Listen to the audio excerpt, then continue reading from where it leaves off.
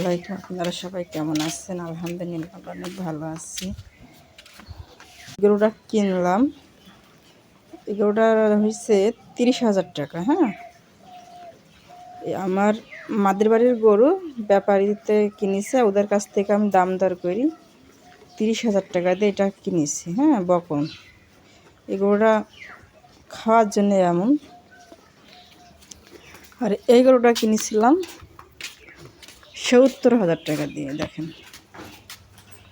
70,000 টাকা দিয়ে কিনেছি। তে আলহামদুলিল্লাহ এখন এই গরুর দাম অনেক মেলা হয়ে গেছে। তে আমার কিন্তু কোনো টাকা পয়সা নেই, বাস্তবিক কথা। আমার যে অনেক টাকা পয়সা আছে তা নাই। আমি যেটুকু চলি, একটু কিস্তির টাকা মাকা তুলি, একটু জিনিস মাল টাল তুলি, একটু বেচা কিনা করি।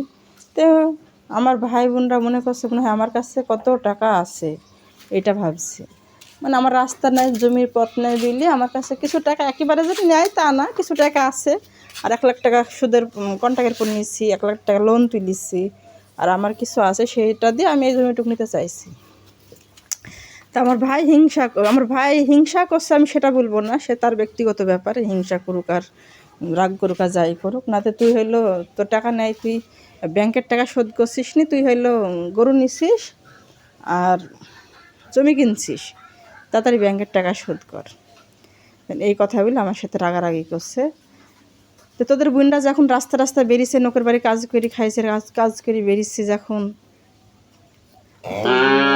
বোনরা যখন কষ্ট করেছে তখন মনে হয় ওদের খুব ভালো লাগছিল। তো আসলে বাস্তবিক কথা, সুখে থাকলে কারোরই সহ্য হয় না, কারোরই ভালো লাগে না। কিন্তু কষ্ট থাকলে সবাই মুখে আহা আহা করে।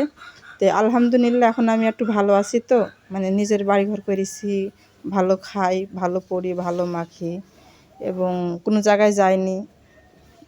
কারো কাছে 10 টাকা বললেও আমি এখন বর্তমানে যাইনি। এই জন্যে মানুষের সবারই রাগ হয়েছে, কেন আমি জানি না।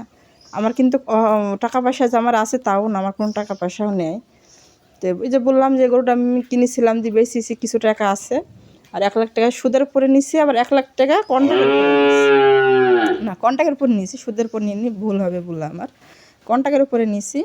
আর 1 লাখ টাকা লোন তুলিস, আর আমার কিছু আছে সেটা দিয়ে আমি এই জমিটুকু নিতে চাইছি। এই জন্যে এত কথা।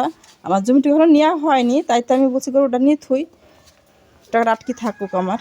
দেখেন, তার জন্য এত কিছু কথা। তো মানুষের কষ্ট থাকলে সবারই ভালো লাগে মনে হয়, কিন্তু সুখে থাকলে কারোরই ভালো লাগে না। সবাই দোয়া করবেন আমাদের জন্য।